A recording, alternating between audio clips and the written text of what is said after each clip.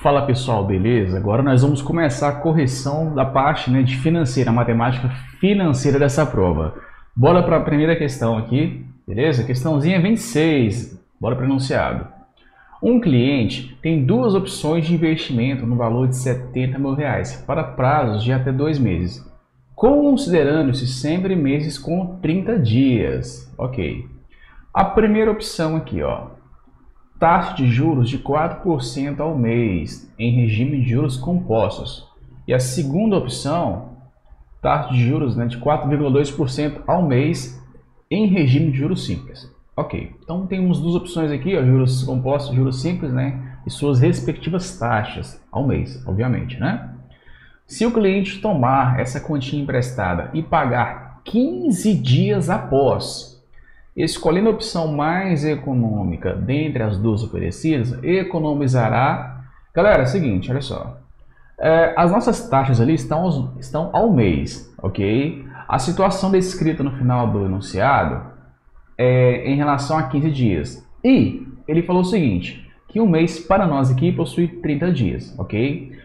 Vamos lá então, nós temos que encontrar uma taxa equivalente em ambos os comportamentos, juros compostos e juros simples, de tal forma que essa taxa equivalente seja o quê? Para 15 dias e não para 30 dias. Aqui vai a parte boa, olha só. Juros simples, o comportamento do juros simples é um comportamento linear. Então você pode fazer uso de uma proporção direta. Então vamos lá, fazer de juros simples primeiro, que é mais fácil, É simples, mais simples, por sinal. Ok. Para os juros simples, colocar assim, ó. Para os juros simples, Cara, em 30 dias, a sua taxa, de acordo com o enunciado, tá aqui, ó, 4,2%. Gente, outra coisa importante. Taxa, em termos percentuais, é bacana você já converter para uma taxa decimal. O que é 4,2%? É 4,2%, tá bom? Você divide em 100%, você vai achar um número quebradinho, um número decimal, assim, digamos. Que no caso é igual a 0,042, tudo bem? Só que eu preciso dessa taxa, não em 30 dias, eu preciso dela, no caso, 15 dias, ok? Aí, que nem eu falei, para juros simples, você pode fazer uma proporção direta, Obviamente, 15 dias é metade, Ou seja, isso aqui no caso vai ser igual a 0,021. Legal, já encontrei então a taxa, para os juros simples. Leandro, e para os juros compostos? Gente, para os juros compostos é o seguinte, olha só. Juros compostos. O que vai acontecer aqui?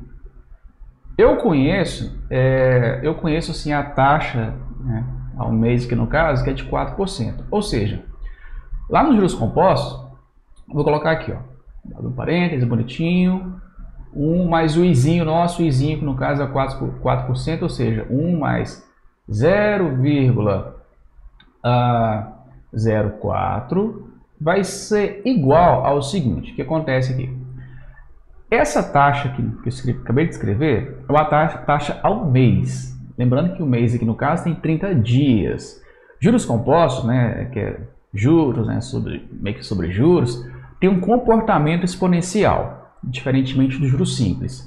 Então, o que eu vou fazer aqui? Eu vou igualar isso aqui ao produto de 1 mais izinho vezes 1 mais izinho. Leandro, o que você está fazendo aí? Muito simples. Aqui à nossa esquerda,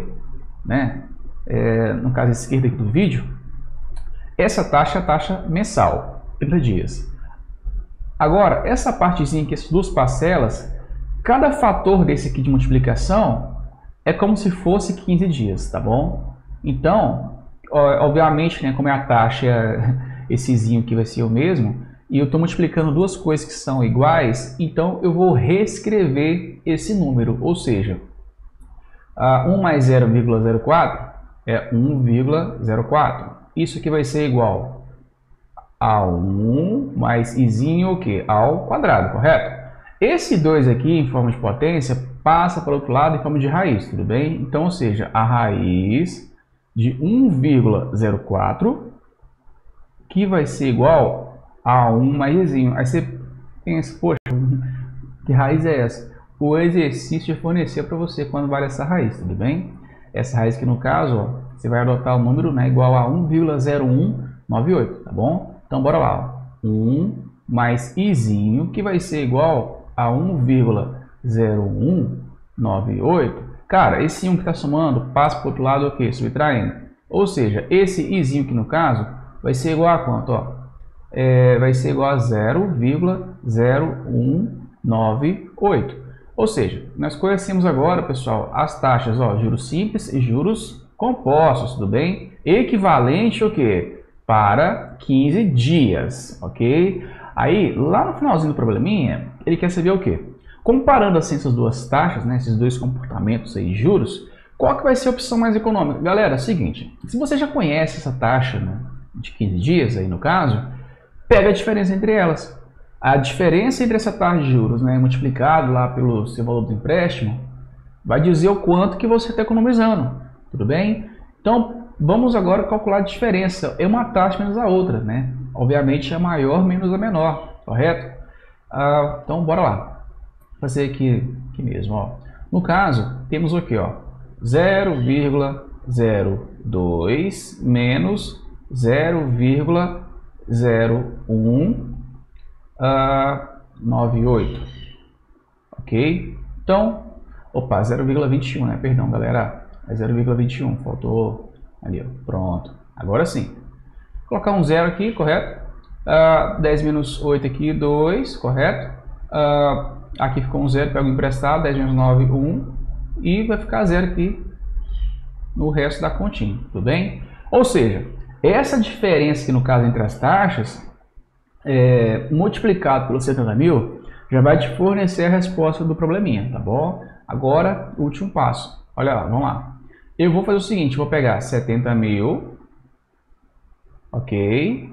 E vou multiplicar por 0,0012. Gente, esse tipo de prova aqui, essas continhas, digamos, mais chatinhas, né? Se você pudesse evitar fazer conta à reveria, é interessante. Aqui vai uma dica muito importante, fiquem muito atento aqui, ó. Notem que o 0,0012, cara, tem 4 casas depois da vírgula, beleza? 4 casas, né? E os 70 mil, cara, tem 4 zeros. Poxa, 4 casas, 4 zeros.